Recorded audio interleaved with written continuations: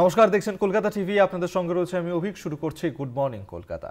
সন্দেশখালীতে টাকার খেলা, বিজেপির টাকা নেবেন না। সন্দেশখালী কাণ্ডের পর প্রথম জনসভা মুখ্যমন্ত্রীর। মঞ্চ থেকে বিরোধীদের তীব্র আক্রমণ মমতা বন্দ্যোপাধ্যায়ের। তৃণমূল নেত্রীর মাস্টার স্ট্রোক। সন্দেশখালীতে কোণঠাসা বিজেপি। আমি জানি এখানে অনেক টাকার অঙ্কের খেলা হয়েছে, পরে দেখলেন তো সবটাই ভাওতা। মিথ্যা বেশি দিন চলে না, মিথ্যেটা কিন্তু একদিন প্রকাশ পায়। আমি চাই যা হয়েছে হয়েছে, আমার মনে নেই, আমি ভুলে গেছি। আমি মনে রাখতে চাই সন্দেশখালীর মেয়েরা, ছেলেরা তারা ১ নম্বর স্থানে আসুক। সন্দেশখালীতে টাকার খেলা হয়েছে, সরাসরি অভিযোগে বিরোধীদের মিধলেন মমতা বন্দ্যোপাধ্যায়। সন্দেশখালীর মঞ্চে রণং দেহি মুখ্যমন্ত্রী। বিজেপির চক্রান্ত তো আপনারা জানেন, সারাক্ষণ ওদের অনেক টাকা আছে। রামকৃষ্ণ পরমহংসদেব বলতেন, ওরে টাকা মাটি, মাটি টাকা, এগুলো মানুষের টাকা নয়, এগুলো হচ্ছে অন্যায়ের টাকা। বিজেপির টাকায় হাত দেবেন না। ২৪ লোকসভা নির্বাচনের আগে রাজ্যকে তোলপাড় করে দিয়েছিল সন্দেশখালী। গণধর্ষণের অভিযোগে উত্তপ্ত হয়ে ওঠে গোটা এলাকা, শুরু হয় রাজনৈতিক শোরগোল। অভিযুক্ত শেখ শাহজাহানকে গ্রেফতার করতে গিয়ে আক্রান্ত হন ইডি আধিকারিকরা। শাহজাহানের গ্রেফতারির পর স্থানীয় তৃণমূল নেতাদের বিরুদ্ধে একের পর এক অভিযোগ উঠে আসতে শুরু করে। সন্দেশখালীতে অভিযোগ উঠেছিল এলাকার মহিলাদের যখন তখন তৃণমূলের পার্টি অফিসে ডেকে নির্যাতন চালানোর। সোমবার সেই সন্দেশখালীতে দাঁড়িয়েই বিরোধীদের আক্রমণ শোনালেন মমতা বন্দ্যোপাধ্যায়। কোনো দুষ্টু লোকের খপ্পরে পড়বেন না। আর মনে রাখবেন, কোনো মেয়েরা কেউ ডাকলেও আর চলে গেল সেটাও যাবেন না। আপনাদের অধিকার, আপনাদের নিজস্ব অধিকার। সরকারি যখন প্রজেক্ট পরিকল্পনার জন্য চেষ্টা করবেন, সরকার দুয়ারে সরকার করবে, আপনার দরজায় আসবে, আপনি তাকে বলবেন, সে আপনার কাজটা দেখবে। তবে মমতার বক্তব্যকে হাতিয়ার করে পাল্টা আসরে নেমেছে বিজেপি। মহিলারাই বলেছে, এখনো বলছে। আজকেও সন্দেশখালীর মহিলারা যায়নি। কিছু জনকে ভয় দেখিয়েছে যে বাড়ির টাকা দেব না, অল্প স্বল্প কিছু লোক গেছে। গরিষ্ঠ সংখ্যক সন্দেশখালীর দ্বীপের লোকরা, যে 5টা দ্বীপ রয়েছে, সে 5টা দ্বীপের লোক, সন্দেশখালীর জেলিয়াখালী থেকে শুরু করে রামপুর থেকে শুরু করে দ্বীপের লোকেরা যায়। মমতা বন্দ্যোপাধ্যায় জনসভার আগে রবিবার তৃণমূলে যোগ দেন সন্দেশখালী আন্দোলনের মুখ সুজয় মাস্টার, রেখা পাত্রের রাজনৈতিক গুরু সুজয় মণ্ডল, যিনি পার্শ্ব শিক্ষক সংগঠন টিএমসির উত্তর 24 পরগনা জেলার নেতা। তাকে বলছেন বিজেপির নেতা, জোর করে কার্বাইড দিয়ে ফল পাকানোর মতো। মাস্টার মশাইয়ের তৃণমূলে যোগদানও জেলা বিজেপিকে জোর ধাক্কা দিয়েছে বলেই মনে করছে রাজনৈতিক মহল। তবে এবারও কি রেখাপাত্র তৃণমূলে, সেই সম্ভাবনাও উস্কে দিচ্ছেন অনেকেই। Kolkata TV.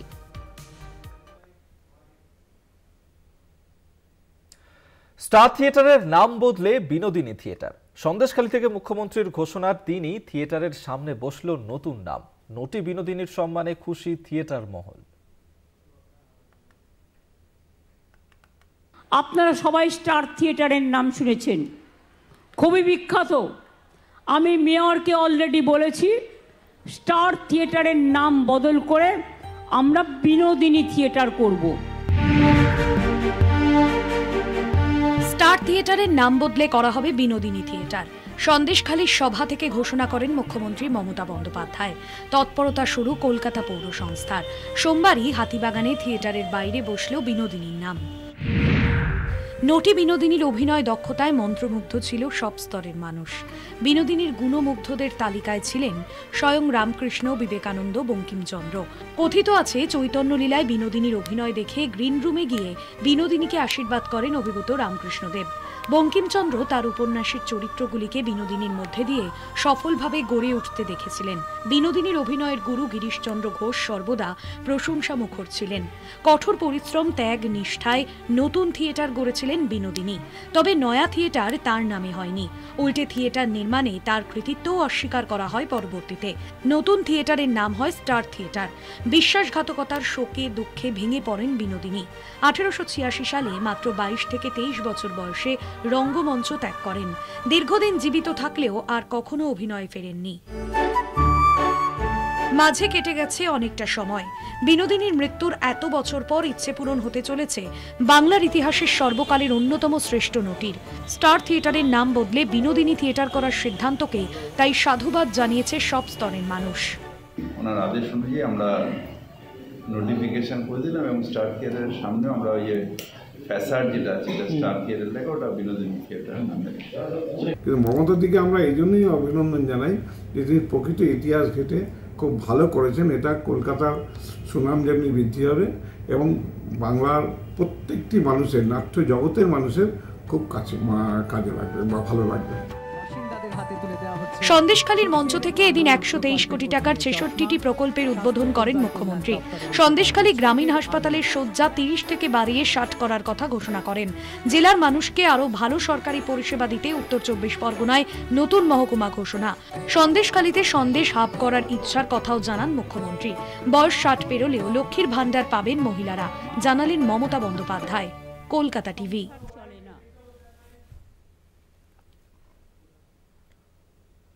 Good morning Kolkata. এখন সময় একটা ছোট্ট বিরতির পর ফিরছি, সঙ্গে থাকুন।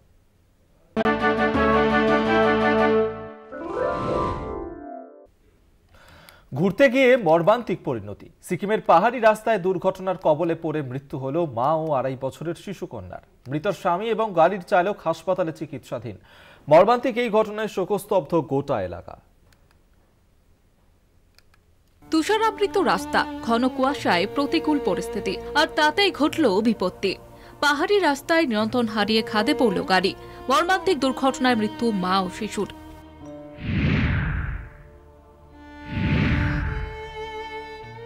সূত্রের খবর, 23 ডিসেম্বর নিউ ব্যারাকপুরের সুকান্ত সরণির বাসিন্দা শোভন শাসমল তার স্ত্রী পিয়ালি শাসমল এবং 2.5 বছরের মেয়েকে নিয়ে জুলুক বেড়াতে যান। রবিবার জুলুক থেকে গ্যাংটকের হোটেলে ফেরার পথেই দুর্ঘটনার কবলে পড়ে তাদের গাড়ি। ব্রেক কষতেই পাহাড়ের পিচ্ছিল রাস্তায় গাড়ির চাকা স্কিড করে তা খাদে গিয়ে পড়ে। দুর্ঘটনায় প্রাণ হারান পিয়ালি শাসমল এবং তার কন্যা শ্রীনিকা শাসমল। গুরুতর অবস্থায় উদ্ধার করে হাসপাতালে ভর্তি করা হয় শোভন শাসমলকে। আশঙ্কাজনক অবস্থায় চিকিৎসাধীন গাড়ির চালকও। গাড়িতে আরও 3 জন ছিল বলে খবর। দুর্ঘটনায় তারাও জখম হয়েছেন। কিন্তু একটা সমস্যা হচ্ছে বয়স খুবই অল্প। আমার দেখে প্রথম দিন দেখেই মনে হয়েছিল ওর অতটা এক্সপিরিয়েন্স নেই। ঠিক আছে, বয়স খুবই অল্প, মানে এত অল্প বয়সী ছেলেকে দিয়ে গাড়ি চালানো মানে is too much high risk. মানে আজকে যে আমি যা হারালাম আমি তো ফিরে পাবো না কোনো। দেখুন, আমার একটাই রিকোয়েস্ট, মানে মুখ্যমন্ত্রীর কাছে বা সবার কাছে একটা রিকোয়েস্ট, যদি আমার তো শেষার কিছু নেই, মানে আমার কাছে কিছু বেঁচে নেই, তো আমার ওয়াইফ আর মেয়ের বডিটা এবং সাথে আমি যে কন্ডিশনে আছি, যদি একটু এয়ার অ্যাম্বুলেন্স করে পাঠানোর ব্যবস্থা করা হয় এখান থেকে। দুর্ঘটনার খবর পেতে এলাকায় নেমেছে শোকের ছায়া। সুকান্ত সরণির বাড়িতে কান্নায় ভেঙে পড়েছেন পরিবারের সদস্যরা।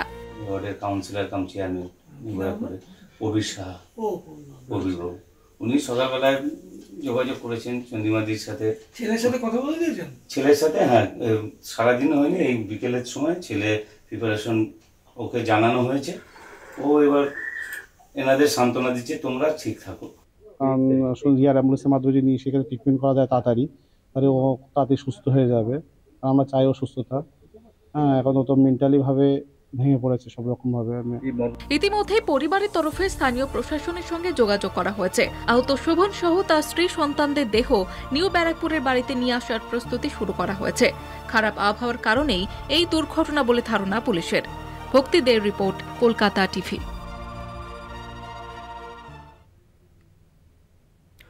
আসাম পুলিশের হাতে ধৃত বাংলাদেশি জঙ্গির ভাই। পুলিশের হাতে ধৃত 2 বাংলাদেশি জঙ্গি বাড়ি থেকে তুলে নিয়ে যায় আসাম পুলিশের এসটিএফ। নওদা থানার দুর্লভপুর গ্রাম থেকে ধৃত সজিবুল ইসলাম। সজিবুলের বাড়িতে প্রায় আসত বাংলাদেশি জঙ্গি সাব শেখ। অনুপ্রবেশ রুখতে সীমান্ত এলাকাগুলিতে কড়া নজরদারি।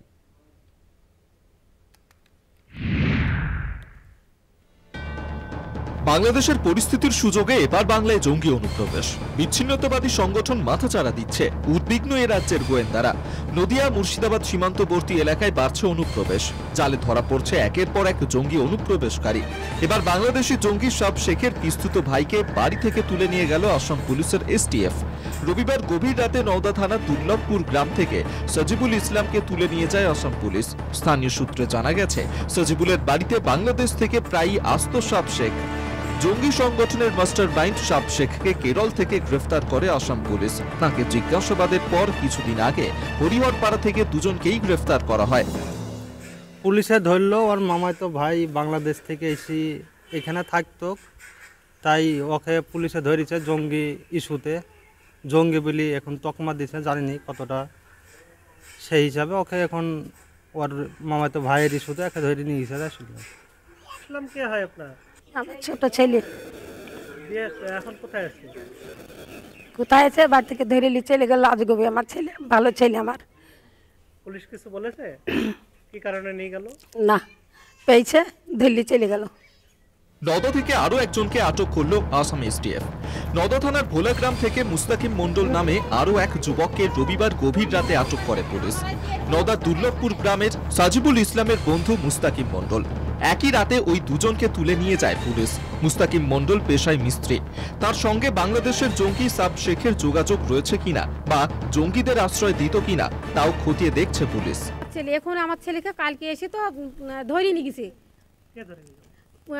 মানে পুলিশ। ওরা কি কোথাকার লোক কিংবা কোথাকার এ থানার না কোন থানার আমরা কিছুই বলতে পারবো না। আমি আপনারা যেখানে ধরতে এসছেন তার একটা নিশ্চয় আপনাদের মানে যে কোনো একটা রিপোর্ট এসছে, তারপরে তো ধরতে এসছেন, তাহলে আপনি বলেন যে কি কারণে ধরতে এসছেন, কিসের জন্যে, কি করিস আমার ছেলে, কি অপরাধ করেছি। বাংলাদেশ থেকে হাসিনা বিদায়ের পর বাংলাদেশ জুড়ে অশান্তি অব্যাহত। আইএসআই এর মদতে সেখানে সক্রিয় হয়ে উঠেছে বহু জঙ্গি সংগঠন। তারই অন্যতম এই আনসারুল্লাহ বাংলা টিম। অনুপ্রবেশ রুখতে সীমান্ত এলাকাগুলিতে কড়া নজরদারি। মুর্শিদাবাদ থেকে কল্যাণ চন্দ্রের রিপোর্ট, কলকাতা টিভি। বর্ষবরণের রাতে কার্নিভালে খাবারের স্টল বসাবে কে? তৃণমূলের দুই গোষ্ঠীর মধ্যে প্রকাশ্যে বিবাদ। তৃণমূল বিধায়ক অনুগামী ও বিরোধী গোষ্ঠীর মধ্যে দফায় দফায় সংঘর্ষ। উভয় পক্ষকে ছত্রভঙ্গ করতে লাঠি চালালো পুলিশ।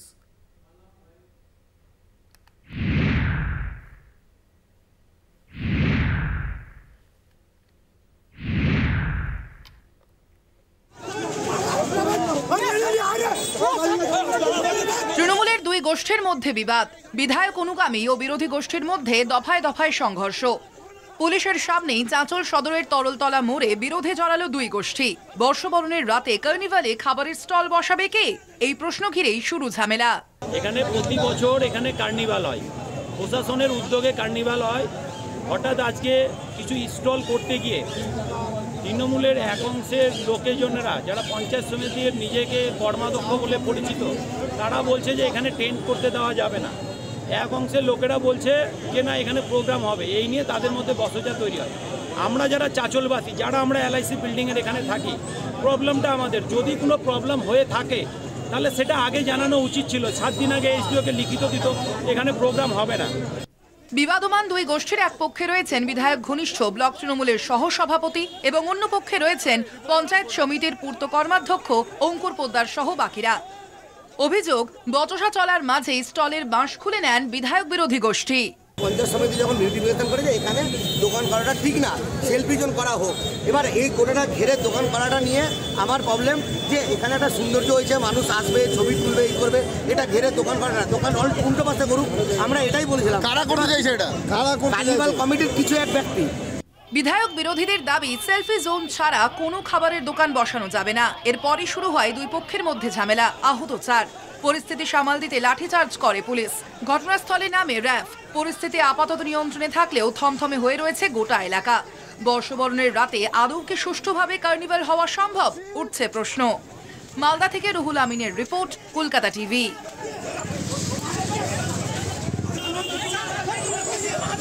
গভীর রাতে বোমাতঙ্ক মালদহের হরিশ্চন্দ্রপুরে। স্ত্রীর বাড়িতে বোমা ফেলার অভিযোগ। কাঠগোড়ায় প্রাক্তন স্বামী। অভিযোগ অস্বীকার করে ষড়যন্ত্র করে ফাঁসানোর অভিযোগ অভিযুক্ত রহিম আলীর। আতঙ্কে গোটা গ্রাম। ঘটনার তদন্ত শুরু করেছে হরিশ্চন্দ্রপুর থানার পুলিশ।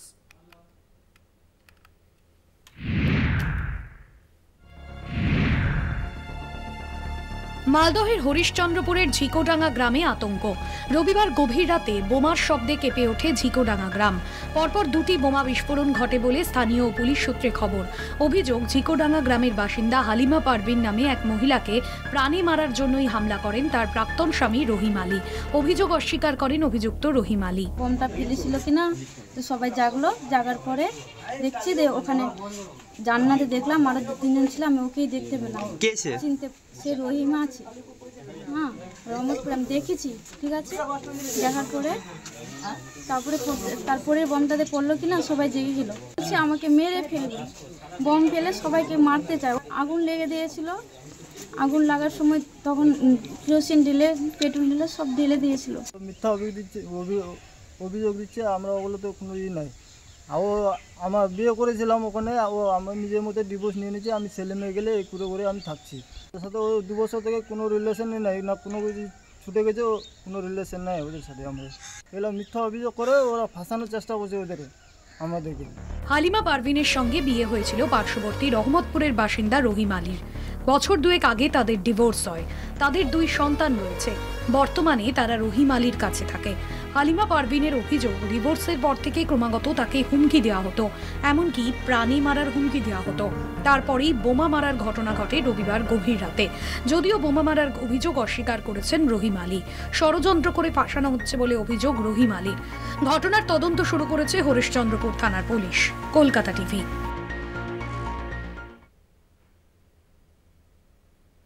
এখন সময় আরো একটা বিরতির পর ফিরছি, সঙ্গে থাকুন।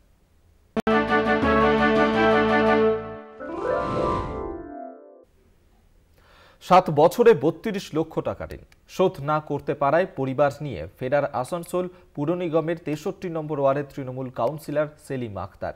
প্রায় 2 মাস ধরে নিখোঁজ, তবুও কাউন্সিলরের পাশে দাঁড়ায়নি দল।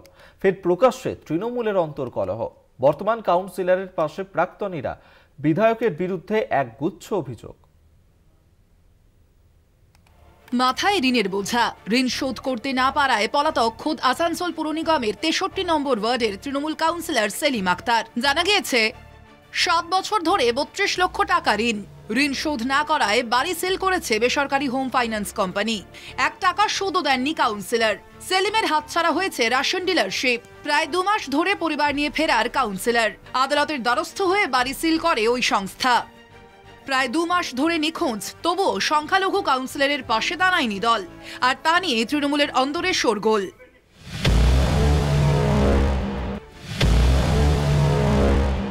নিখোঁজ তৃণমূল কাউন্সিলরের পাশে কেন নেই দল? মঞ্চ বেঁধে কুলটি তৃণমূল কংগ্রেস নেতৃত্বের বিরুদ্ধে প্রকাশ্যে ক্ষোভ উগরে দিলেন প্রাক্তন কাউন্সিলর আক্তার হোসেন, প্রাক্তন কুলটি ব্লক তৃণমূল সভাপতি বিমান আচার্য সহ অন্যান্য নেতৃত্বরা।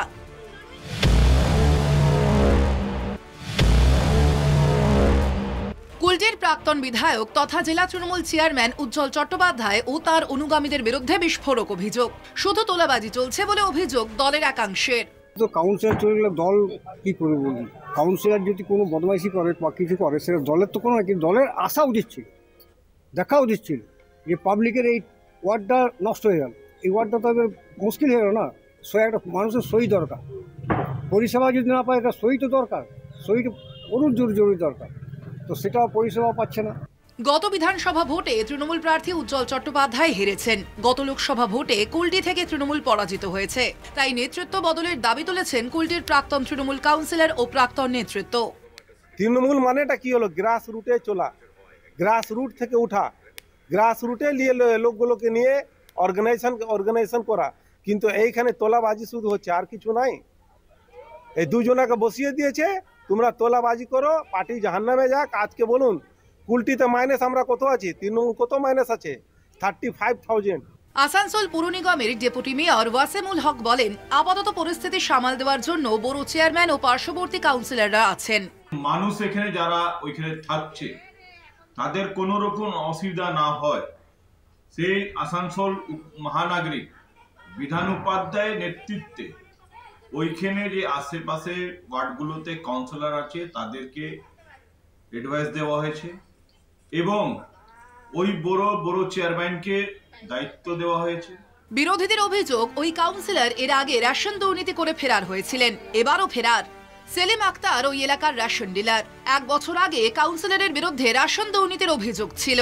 খাদ্য দপ্তর থেকে তদন্ত হয়, রেশন দোকান সিল করে দেওয়া হয়। তখনও পালিয়েছিলেন সেলিম আক্তার। পরে রেশনের সঠিক বন্টনের জন্য পাশের এলাকার ডিলারকে দিয়ে দেওয়া হয়। গত অক্টোবর মাসে সেলিমের নামে হুমকি চিঠি আসে। তারপর থেকেই ফেরার সেলিম। যদিও জেলা তৃণমূল চেয়ারম্যান উজ্জ্বল চট্টোপাধ্যায় এই অভিযোগকে গুরুত্ব দিতে নারাজ। ভোট যেহেতু বিধানসভা আসছে সেরকম আবার শুরু হচ্ছে। যারা আগের ভোটে মানে বিজেপির হয়ে কাজ করেছিল, টিএমসি ঝান্ডা রাখবো, বিজেপির হয়ে কাজ করবো, আবার তারা সক্রিয় হচ্ছে, কোনো ব্যাপার নেই। তবে এই ঘটনাকে কেন্দ্র করে ফের প্রকাশ্যে তৃণমূলের অন্তর্কলহ। সেলিমের পাশে দাঁড়িয়ে প্রাক্তনদের দাবি তার দুঃসময়ে মানবিক হয়নি কুলটি তৃণমূল নেতৃত্ব। পবিত্র বন্দ্যোপাধ্যায়ের রিপোর্ট, কলকাতা টিভি। তৃণমূল পরিচালিত দিনহাটা পুরসভার চেয়ারম্যানের পদত্যাগ। সোমবার পুরসভার বোর্ড মিটিংয়ের পরেই পদত্যাগ গৌরীশঙ্কর মাহেশ্বরের। পুরো এলাকায় বিল্ডিং প্ল্যান পাশের ভুয়ো রসিদ কাণ্ডে কোটি কোটি টাকা দুর্নীতির অভিযোগ। সেই অভিযোগের করেন গৌরীশঙ্কর মাহেশ্বরী, এমনটাই মনে করছে রাজনৈতিক মহল। দিনহাটা পুরসভার চেয়ারম্যানের ইস্তফা। বোর্ড মিটিংয়ের পরেই ইস্তফা গৌরীশঙ্কর মাহেশ্বরীর। ইস্তফা দিলেন দিনহাটা পুরসভার চেয়ারম্যান গৌরীশঙ্কর মাহেশ্বরী। সোমবার পুর বোর্ডের মিটিংয়ের পরেই পদত্যাগপত্র জমা দেন তিনি। তার আমলেই দিনহাটা পুর এলাকায় বাড়ি তৈরির ভুয়ো প্ল্যান পাশ করিয়ে কোটি কোটি টাকা দুর্নীতির অভিযোগ। তদন্তে সহযোগিতার জন্য তারই পদক্ষেপের সিদ্ধান্ত বলে জানান গৌরীশঙ্কর। কয়েকদিন ধরে যারা শহরের লোক বিভ্রান্ত, কিছু সংখ্যক লোক প্ল্যান নিয়ে কমপ্লেন নিয়ে আসছে এবং তার আমরা তদন্ত করে দেখলাম সেই প্ল্যানগুলো সেটা পৌরসভার বাইরে কোনো চক্র কাজ করেছে। পৌরসভার শিল জাল, অন্যেরটা তো বলতে পারবো না, আমার নিজের যে সাইনটা আছে সেটা টোটালি জাল। এবং আমাদের কাছে যে কমপ্লেন এসছে আসামাত্র আমরা দিনহাটা থানায় এফআইআর দায়ের করেছি, কমপ্লেন দিয়েছি সঠিক তথ্য উদ্ঘাটন করার জন্য। আমি যদি এই চেয়ারে বসে থাকি তাহলে হয়তো সত্য প্রকাশ হওয়ার পরও মানুষ হয়তো চিন্তা করে চেয়ারম্যানের চেয়ারে থেকেই তদন্ত করালো। আমি তদন্তটা একদম সুন্দরভাবে হোক, পরিষ্কারভাবে হোক, সত্যটা উদ্ঘাটন হোক। আমাদের দলের সম্মান এখানে জড়ায় আছে। তথ্য উদ্ঘাটনের জন্য আমি নিজে বিবেকের কাছে সাড়া দিয়ে আমি মাননীয় আমাদের মন্ত্রী ওনার কাছে অনুমতি নিয়ে এবং আমার সাথী কাউন্সিলরদেরকে সব কিছু জানিয়ে আমি এই মুহূর্তে আমার দায়িত্ব থেকে আমি অব্যাহত পেয়েছি। ব্যক্তিগত কারণে পদত্যাগ করেছেন দিনহাটা পুরসভার চেয়ারম্যান গৌরীশঙ্কর মাহেশ্বরী। তদন্তে সহযোগিতার জন্যই পদত্যাগের সিদ্ধান্ত। এটা নজিরবিহীন মন্তব্য রাজ্যের মন্ত্রী উদয়ন গুহর। পদত্যাগ করেছে তার ব্যক্তিগত ব্যাপারে পদত্যাগ করেছে এবং যেটা আমি শুনেছি উনি বলেছেন যে যেহেতু একটা অভিযোগ এসছে এবং পুলিশ তদন্ত করছে, সেই তদন্ত যাতে ভালোভাবে হয় তার জন্য উনি চেয়ারম্যানের পদ থেকে সরে গিয়ে এটাকে মানে বলা যেতে পারে যে সৌজন্যের পরিচয় দিয়েছেন বা সাহসিকতার পরিচয় দিয়েছেন পদত্যাগ করে। যে উনি থাকলে হয়তো বলবে যে কাগজপত্র করছে, অমুক করছে, তমুক করছে, সরে গিয়ে ও এই সাহসিকতাটা দেখালো যে ঠিক আছে নিরপেক্ষ তদন্ত হোক। ভুয়ো বিল্ডিং প্ল্যান পাশ করানো নিয়ে রীতিমতো উত্তাল দিনহাটা। অভিযোগ, পুরসভার পূর্ত দফতরের এক কর্মী দীর্ঘদিন ধরে বাড়ি তৈরির ভুয়ো প্ল্যান পাশ করাচ্ছিলেন। এই ঘটনা নজরে আসতেই নড়ে চড়ে বসে দিনহাটা পুরসভা। পুরসভার পক্ষ থেকে 5 জনের অভিযোগপত্র সহ দিনহাটা থানায় অভিযোগ দায়ের হয়। তদন্ত শুরু করেছে দিনহাটা থানার পুলিশ। তারই মধ্যে সোমবার পুরসভার বোর্ড মিটিং শেষে পদত্যাগপত্র জমা দিলেন চেয়ারম্যান। দিনহাটা থেকে Rabiul Hossain, Kolkata TV. Good morning Kolkata এই পর্যন্তই। দেখতে থাকুন কলকাতা টিভি, রাত দিন 7 দিন।